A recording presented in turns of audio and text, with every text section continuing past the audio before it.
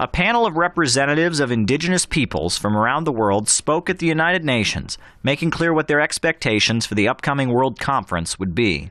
Les Molizer, a leader of the National Congress of Australia's First Peoples, explained that the conference would address the continued suffering of many indigenous peoples around the world. Some states are not quite prepared to or understand the situation of indigenous peoples and the fact that we have our own forms of governments or nationhood and identities as peoples. Ailey Keskitalo, a representative of the Sami people in Norway, laid out the terms of her people's participation. There are a couple of key principles that are important to the Sami Parliament.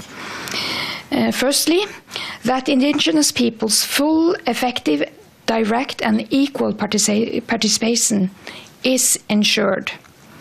Secondly, that the process respects the provisions of the Modalities Resolution and the United Nations Declaration on Indigenous Peoples' Rights.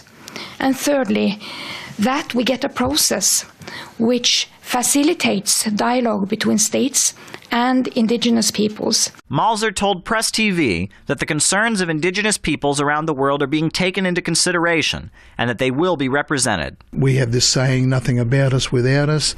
We have organised over a couple of years now, but most important is that those governments that don't yet understand and accept it have to realise that in 2007 the United Nations agreed that indigenous peoples are peoples with the right of self-determination. The historic conference is scheduled to take place on September 22nd and 23rd at the New York City United Nations General Assembly. Caleb Maupin, Press TV, New York.